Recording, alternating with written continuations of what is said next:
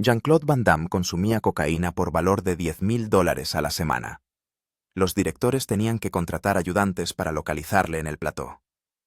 Desaparecía durante días, se saltaba rodajes enteros, y cuando aparecía solía estar alucinando. Las drogas destrozaron lo que había sido una carrera de $100 millones, pero no eran su secreto más oscuro. En 1998 intentó suicidarse, y más tarde le diagnosticaron trastorno bipolar de ciclos rápidos. Creyó que la sobriedad marcaría el final de su sufrimiento, pero el destino tenía otros planes. En abril de 2025, la Fiscalía rumana le acusó de tráfico de drogas, cargos que ahora amenazan con borrar todo lo que había reconstruido. Jean-Claude Van Damme nació el 18 de octubre de 1960 en un pequeño barrio de Bruselas conocido como Berchem-Saint-Agathe. Su nombre completo era Jean-Claude Camille François Van Barenberg. Su padre Eugène trabajaba como contable y florista, mientras que su madre Eliana tenía raíces flamencas y hablaba neerlandés. Eugène hablaba francés. Su familia era bilingüe, un don que más tarde ayudó a Jean-Claude cuando se dio a conocer en todo el mundo. Tenía una hermana Veronique, y crecieron en un barrio modesto de clase trabajadora donde la disciplina y el trabajo duro eran valores familiares fundamentales. De niño Jean-Claude era frágil, tímido, y tenía problemas de vista que le obligaban a llevar gafas gruesas. Tenía dificultades en la escuela y sufría un acoso implacable, se burlaban de él por ser un cerebrito demasiado estudioso y débil para defenderse. Prefería los cómics y los pasatiempos tranquilos a los deportes, y crecer bajo el ridículo constante le hizo sentirse impotente. Su padre, consciente de que algo tenía que cambiar, le introdujo en el entrenamiento con pesas a la edad de 11. Decidido a remodelar su cuerpo y su espíritu, Jean-Claude adoptó el gimnasio como vía de escape, entrenando sin descanso para no volver a sentirse indefenso. A los 12 años, su padre también le inscribió en clases de karate en el Centre National de Karaté de Ixelles, bajo la dura dirección del entrenador Claude Goetz. De 1972 a 1976, Jean-Claude entrenó a diario. El régimen era brutal, le rompieron la nariz más de una vez, pero se negó a abandonar. Su disciplina, precisión y flexibilidad se hicieron tan agudas que a los 16 años se ganó un puesto en el equipo nacional de karate de Bélgica, un ascenso extraordinario para un chico que antes era acosado por su debilidad. Por aquel entonces, tomó una decisión sorprendente. Empezó a estudiar ballet. De los 16 a los 21 años, entrenó ballet 5 días a la semana, mientras seguía practicando artes marciales. Aunque lo mantuvo en secreto ante sus compañeros de karate por miedo al ridículo, el ballet perfeccionó su equilibrio, control y gracia. Más tarde admitió que era más duro que las artes marciales y le atribuyó el mérito de perfeccionar las patadas y los splits que se convirtieron en su firma. Su primer combate de karate tuvo lugar a los 15 años en 1975. Entre 1976 y 1980 compitió en combates de semicontacto, logrando 44 victorias y solo 4 derrotas. En uno de sus primeros combates en Bruselas, recibió una devastadora patada giratoria que estuvo a punto de costarle el combate, pero instantes después derribó a su oponente con un golpe de gracia, demostrando así su dureza. En diciembre de 1979, ayudó a la selección belga a ganar un importante torneo europeo en Bruselas. Unos meses más tarde, el 8 de marzo de 1980, se enfrentó a Patrick Tugels, un luchador que ya le había derrotado 2 veces. Van Damme se rompió la mano durante el combate, pero siguió adelante y asestó una patada tan potente que destrozó la nariz de Tugels y obligó a parar el combate. Ganó por nocaut técnico, aunque la operación le dejó fuera de combate durante meses.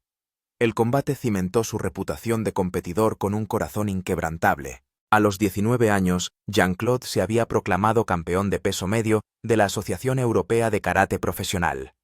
En las competiciones de contacto total, acumuló 18 knockouts y solo una derrota. Algunos críticos se preguntaban si su palmarés se había enriquecido con rivales más débiles, Pero no cabía duda de que había demostrado su valía en el cuadrilátero y ya estaba en el camino que cambiaría su vida para siempre. Pero la mayoría coincidía en que era un luchador poderoso y hábil. Cuando tenía 20 años, abrió un pequeño gimnasio en Bruselas llamado California Gym. Estaba justo al lado de un cementerio. Esperaba que el gimnasio le diera ingresos y un lugar donde entrenar, pero apenas ganaba dinero. Para sobrevivir hizo todo tipo de trabajos. Repartía pizzas, colocaba alfombras y hacía de modelo para revistas de musculación. A menudo dormía en el gimnasio para evitar pagar el alquiler. Comía las sobras de los restaurantes y a veces incluso robaba comida. Esto duró casi 2 años. Ahorró todo el dinero que pudo soñando con irse a Estados Unidos. En 1982, a los 21 años, por fin llegó a Los Ángeles. Algunos dicen que llegó con solo $50. Otros dicen que fueron 2.000 o incluso 5.000. Sea cual sea la cifra, no tenía inglés ni experiencia como actor ni nadie que le ayudara. Vivía en su coche cerca de Venice Beach. Se duchaba en baños públicos y hacía trabajos ocasionales como limpiar apartamentos, servir mesas y repartir pizzas. Una vez trabajó como conductor de limusinas y conoció a Chuck Norris, que más tarde le dio la oportunidad de hacer acrobacias. Su primer papel en el cine fue en Breaking de 1984, donde apareció un segundo haciendo un baile tonto de fondo. Ni siquiera estaba acreditado. Por esa época trabajó como portero en un bar propiedad de Chuck Norris. No tenía un duro y a veces comía de los cubos de basura para sobrevivir. Aún así entrenaba todos los días y seguía haciendo audiciones. Finalmente se convirtió en sparring de Chuck Norris, lo que le ayudó a darse a conocer. En 1986 consiguió un pequeño papel de villano en Sin retirada, no hay rendición. Solo le pagaron $250 por interpretar a un brutal luchador ruso. Golpeó de verdad a sus compañeros de reparto durante las escenas y el director no paraba de decirle que dejara de hacer daño a la gente. Pero Van Damme era intenso y serio en cada escena de lucha. Ese mismo año dio su paso más audaz. Estaba trabajando en un restaurante cuando vio al productor Menahem Golan comiendo allí. Van Damme dio una patada giratoria perfecta mientras sostenía un plato de sopa. Golan quedó tan impresionado que le invitó a una audición. Van Damme esperó todo el día en Cannon Films.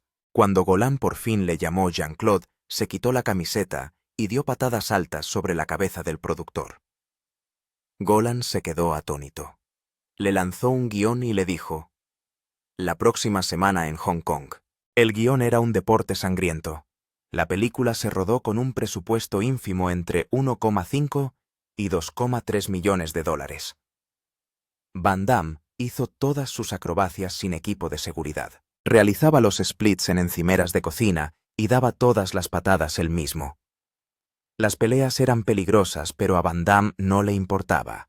La película se retrasó y estuvo a punto de pasar directamente a vídeo, pero convenció a Golan para que le dejara reeditar las escenas de lucha. Trabajó sin parar durante semanas. Cuando finalmente se estrenó en 1988 Bloodsport, sorprendió a todo el mundo al recaudar $50 millones en todo el mundo. Pero no todo fue bien. En 1987 tuvo una audición de pesadilla para Depredador. Le contrataron para llevar el traje de alienígena, cuya confección costó $2.000. Lo odiaba. El traje le daba claustrofobia y se desmayó 2 veces. El productor le gritó que si volvía a ocurrir le despediría. Van Damme estalló. Se arrancó el caro casco y lo destrozó. El productor gritó y lo echó del plató. Lo sustituyeron por un actor de 2 metros llamado Kevin Peter Hall. En 1989 Jean-Claude Van Damme se convirtió en una estrella mundial con Kickboxer. Se estrenó el 8 de septiembre y recaudó $50 millones, aunque solo costó 2,7 millones. Se proyectó en 973 pantallas y obtuvo $4,1 millones en su primer fin de semana, situándose en tercera posición en E!S. La película se rodó en Tailandia, donde Van Damme se entrenó en Muay Thai real con luchadores locales. Fue la primera película de Hollywood en mostrar al mundo el kickboxing tailandés. La parte más inolvidable es cuando Van Damme baila borracho en un bar de Bangkok. Se mueve al ritmo de la música con la camisa abierta con aspecto salvaje y de repente se enzarza en una brutal pelea. Esa extraña mezcla de diversión y violencia se convirtió en uno de los momentos más comentados de su carrera. Le convirtió en una auténtica estrella de acción y dio fama al Muay Thai. Ese mismo año se estrenó Cyborg. Se rodó en solo 23 días por menos de $500.000. Cannon Films había perdido dinero con las películas canceladas de He-Man y Spider-Man, así que el director Albert Pyun escribió rápidamente una nueva historia en un fin de semana para utilizar los trajes y decorados sobrantes. Los nombres de la película se tomaron incluso de guitarras como Gibson Rickenbacker y Marshall Strat. Durante el rodaje ocurrió algo terrible. Van Damme golpeó accidentalmente al actor Jackson Rock Pinkney en el ojo con un cuchillo de atrezo. La lesión le costó al estudio $485.000 en un juicio. Pero a pesar del caos y las malas críticas, la película recaudó más de $10 millones y dio el pistoletazo de salida a una nueva serie cyberpunk. En 1990 Lionheart mostró a Van Damme en un papel más emocional. Interpretó a Léon Gaultier, un soldado que abandona la Legión extranjera francesa y se dedica a las peleas ilegales en Los Ángeles para ayudar a la familia de su hermano muerto. Las peleas eran descarnadas y brutales sin reglas. Van Damme se lesionó varias veces durante el rodaje, incluido un hombro dislocado. En el Reino Unido la película se llamó A Wall y en Australia Wrong Bet. Se estrenó en Francia el 1 de agosto de 1990 y llegó a los cines estadounidenses el 11 de enero de 1991. Esta fue la película que demostró que podía actuar, no solo luchar. Ese mismo año protagonizó Death Warrant, en la que interpretaba a un policía que iba de incógnito a una prisión. Ganó $46 millones con un presupuesto de 6 millones. Van Damme ralentizó la producción porque no paraba de cambiar las escenas de lucha para incluir sus famosas patadas giratorias. No quería luchar como un policía normal. Uno de los detalles más interesantes es que los interiores de la prisión se rodaron en el sótano del Hotel Ambassador de Los Ángeles, mientras Pretty Woman se rodaba en el piso de arriba al mismo tiempo. Incluso ayudó con el montaje después del rodaje para que las peleas parecieran más ajustadas. El enfrentamiento final contra un espeluznante asesino llamado Sandman se rodó en un solo día en el interior de una enorme central eléctrica de Los Ángeles. En 1991 hizo Doble Impacto, donde interpretaba a dos hermanos gemelos. La película se estrenó el 31 de julio y duraba 110 minutos. Van Damme tuvo que actuar como ambos personajes, alternando entre un hermano tranquilo y encantador y otro duro y enfadado. Utilizaron trucos de pantalla dividida y contrataron a dobles reales para que las escenas parecieran reales. Esto fue antes de los CGI, así que todo tuvo que hacerse con efectos ópticos y de cámara. Fue una de las primeras películas en las que la gente se dio cuenta de que podía hacer algo más que luchar. Podía actuar en papeles complejos. En 1992 Van Damme había triunfado con Soldado Universal. Ganó $102 millones en todo el mundo con un presupuesto de 23 millones. Pero entre bastidores las cosas se ponían tensas. Exigía una caravana de lujo y no salía a menos que su mujer, la culturista Gladys Portuguese, estuviera con él en el plató. Eso provocó grandes retrasos porque había que llevarla en avión a cada lugar de rodaje. Su compañero de reparto, Dolph Lundgren, dijo que Van Damme se había vuelto difícil y lleno de ego. Su rivalidad estalló en 1992 en Cannes, donde casi se pelean en el escenario. Algunos dicen que fue real, otros piensan que fue un montaje.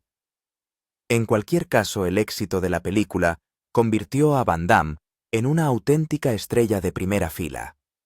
En 1993 se asoció con el famoso director de Hong Kong, John Woo, para Hard Target, rodada en los pantanos de Luisiana. Van Damme insistió en hacer sus propias acrobacias y durante una escena con una patada de caballo casi se destroza la pierna. La Universal se puso tan nerviosa con la dirección de Woo que envió a Sam Raimi a hacer de canguro de la producción. La película tardó 65 días en terminarse, pero Woo dijo más tarde que estaba impresionado por la disposición de Van Damme a hacer escenas peligrosas. Time Cop se convirtió en 1994 en el mayor éxito de Van Damme, con 101,6 millones de dólares de presupuesto. Interpretó a un policía que viaja en el tiempo. Se aseguró de que el guión tuviera escenas extra para mostrar sus movimientos de split. La escena de la cocina en la que evita electrocutarse saltando al vacío se convirtió en un icono. También presionó para que se hicieran escenas en las que mostraba su cuerpo, especialmente su trasero, del que estaba muy orgulloso. Le pagaron $3 millones por el papel. Los críticos se quejaron de los agujeros argumentales, pero a los fans les encantó la acción y los viajes en el tiempo. Pero las cosas se descontrolaron ese mismo año cuando rodó Street Fighter. Consumía cocaína por valor de $10,000 a la semana. El director Steven D'Souza dijo que Van Damme aparecía drogado y desaparecía durante horas. Tuvieron que contratar a un vigilante solo para seguirle la pista. Además, tuvo una aventura con Kylie Minogue mientras rodaba en Tailandia. Su esposa Darcy Lapierre estaba embarazada en ese momento y no lo supo hasta que él lo admitió en 2012. También exigió vuelos privados y hoteles separados. A pesar de todo, hizo una actuación decente. En 1995, cobró su sueldo más alto, $5 millones por muerte súbita. Interpretó a un jefe de bomberos que salva a gente durante un partido de hockey en las finales de la Stanley Cup. Se rodó en el Real Civic Arena de Pittsburgh con jugadores de la NHL como Luc Robitaille. Incluso hubo una escena de lucha con la mascota del equipo Iceberg en la cocina del estadio. Van Damme también hizo una acrobacia con una tirolina desde el tejado del estadio que parecía tan exagerada que fue objeto de burlas.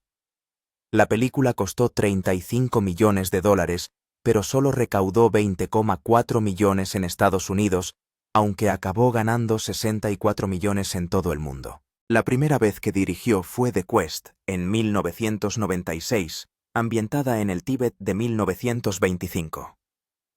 Luchadores reales de 16 países luchaban por una estatua dorada de un dragón. Pero Van Damme seguía consumiendo $100,000 de cocaína a la semana y a menudo declaraba estar enfermo. Un encargado del estudio debía controlarle, pero en realidad empeoró las cosas. Cuando viajaba a Hong Kong durante el rodaje volvía tarde y se perdía días enteros.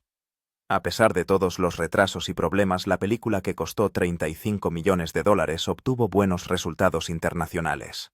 En Maximum Risk, también de 1996, volvió a interpretar a dos hermanos gemelos. Uno es asesinado por la mafia rusa y el otro busca venganza. Las persecuciones en coche eran reales y peligrosas. Un doble resultó gravemente herido en un accidente. Van Damme insistió en el realismo extremo, pero los críticos dijeron que la mayoría de las cosas peligrosas ni siquiera eran él. La película incluía una pelea en la que solo llevaba una toalla, lo que llamó mucho la atención. El presupuesto era de $15 millones, pero las acrobacias no daban para más. En 1997, Double Team le emparejó con Dennis Rodman. Pero el comportamiento de Van Damme se estaba volviendo impredecible. Sufría un trastorno bipolar no diagnosticado y pasaba de estar alegre y maníaco a estar deprimido en el mismo día. El director Tsui Hark tuvo que cambiar continuamente las escenas debido a sus cambios de humor. Rodman, que no tenía experiencia como actor, acabó siendo el más estable. La película, que costó $30 millones, no tenía tanto que ver con el argumento como con su finalización. Luego llegó Knock Off en 1998, en la que interpretaba a un diseñador de moda atrapado en una trama sobre vaqueros explosivos. Ese mismo año, Van Damme fue finalmente diagnosticado de trastorno bipolar. Su actuación fue salvaje, cantando canciones de Hong Kong y actuando de forma extraña en el plató. Intentaba someterse a rehabilitación mientras seguía rodando. El director tuvo que sortear sus cambios de humor, que a menudo detenían por completo la producción. La alocada historia de la película sobre el terrorismo de moda reflejaba lo que ocurría en la vida real de Van Damme. También en 1998 se estrenó Legionnaire, basada en el sueño de Van Damme de alistarse en la Legión extranjera francesa. Pero su imagen se vino abajo en febrero, cuando cayó fulminado en un club de striptease de Manhattan. Insultó a Chuck Zito, antiguo ángel del infierno y boxeador, en el baño. Cuando Zito oyó lo que dijo Van Damme, se acercó a su mesa y le propinó un fuerte puñetazo que le hizo volar por el suelo. La paliza continuó mientras la gente miraba. Al mismo tiempo, Legionnaire fracasó en taquilla, lo que hizo aún más humillante el momento. En 1995, Jean-Claude Van Damme recibió una llamada que podría haber asegurado su futuro. Universal Pictures le ofrecía $36 millones por una trilogía, 12 millones por película. Time Cop acababa de recaudar más de $100 millones en todo el mundo. En lugar de firmar, Van Damme les dijo que quería $20 millones por película, igual que Jim Carrey. Dijo: todo lo que toqué se convirtió en dinero. Pero lo que oyó al otro lado no fue una contraoferta, fue una carcajada. Se rieron y colgaron el teléfono. Ese momento puso fin a su carrera como estrella de primera fila.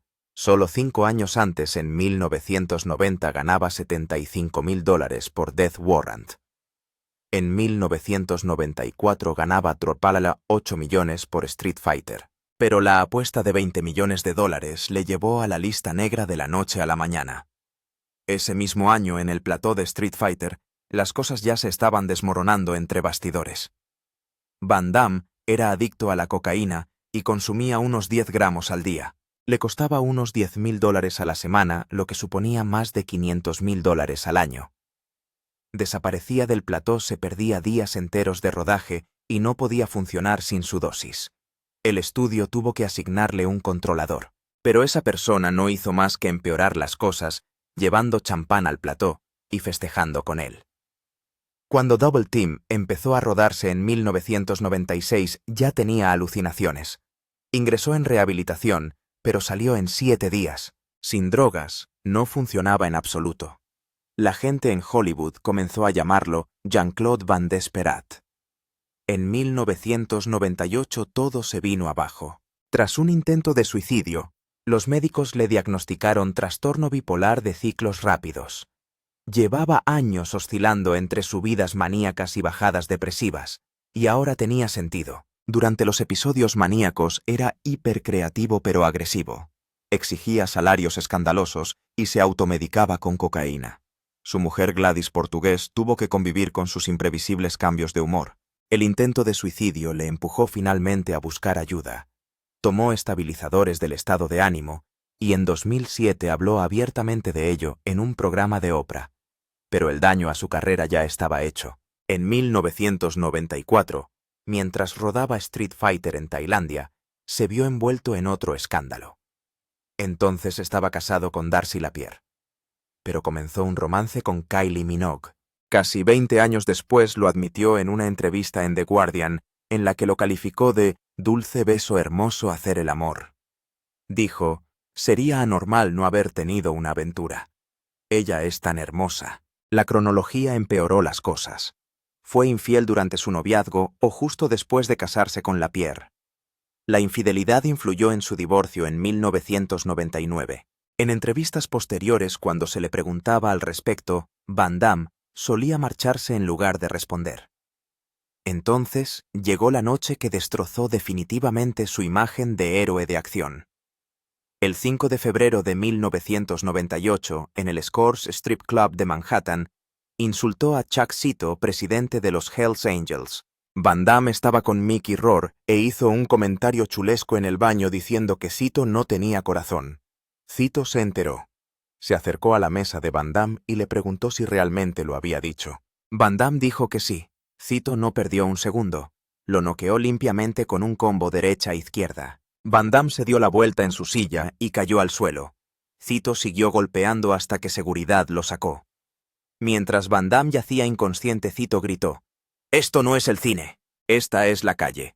Y yo soy el dueño de la calle». La historia llegó a los periódicos y se extendió por Hollywood, destruyendo la reputación de tipo duro de Van Damme. En 1999, Desert Heat fue directamente a vídeo. Obtuvo un 5,2 sobre 10 en IMDb con solo 11.000 votos. Esa fue la señal definitiva. Van Damme ya no era un nombre taquillero. Ahora era un actor directo a DVD. La cocaína, los problemas legales, los rodajes fallidos y los interminables reshoots le habían convertido en un actor tóxico en Hollywood. Y cuando Soldado Universal: El Regreso se estrenó ese mismo año, fue un desastre total. La película costó $45 millones para hacer pero ganó solo $10,7 millones en todo el mundo. Solo Trailer 270.000 provino de las ventas internacionales. Solo recaudó $2.800 por sala en su fin de semana de estreno. Comparada con la original que ganó $95 millones, la secuela de Thy Sith recaudó solo un 11%. Ocupó el puesto 5.389 en las ganancias de taquilla de todos los tiempos. En 2008, intentó algo diferente. KCBD fue crudo y consciente de sí mismo. Interpretó a una versión rota de sí mismo atrapado en un falso robo mientras luchaba contra un caso real de custodia y problemas de dinero. Hay un monólogo de 8 minutos en el que rompe a llorar confesándolo todo: malas películas, drogas, matrimonios rotos. A los críticos les encantó. Al público no. La gente se sentía incómoda viendo llorar a su héroe de acción.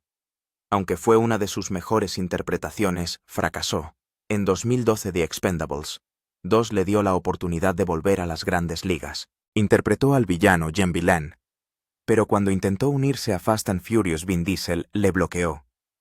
Van Damme reveló en 2023 que Diesel dijo: no lo quiero. A pesar de que fue el mejor en Expendables 2, se cargaron a su personaje.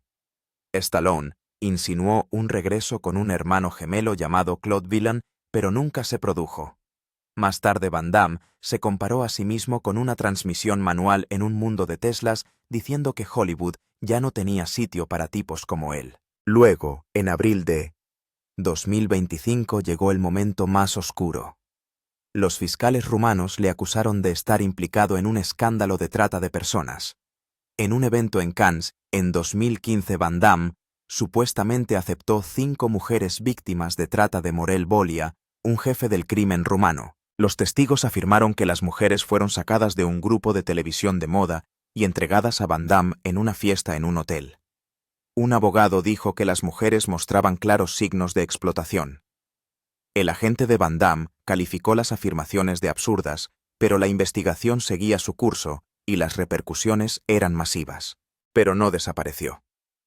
En 2011 puso voz al maestro Croc en Kung Fu Panda 2. En 2022 a Jean-Claude en Minions: The Rise of Gru.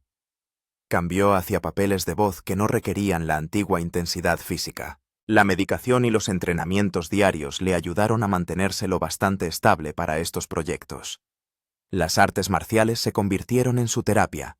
Entrenaba todos los días para controlar su trastorno bipolar e incluso compartía consejos de fitness en YouTube.